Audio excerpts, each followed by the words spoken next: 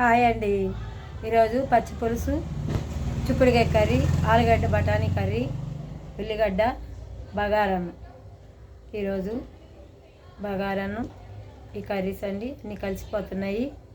కోతికి కొబ్బరి చిప్పెంతో అలాగే మనుషులు కూడా లోపల ఒకలాగా పైకోలాగా ఉంటారండి.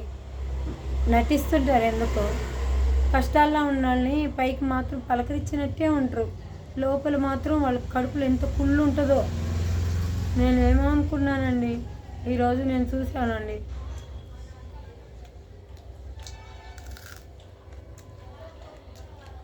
మజ్జిగ చారు కూడా బాగుంటుందండి. నేను మజ్జిగ చారు చేసుకోలేదు.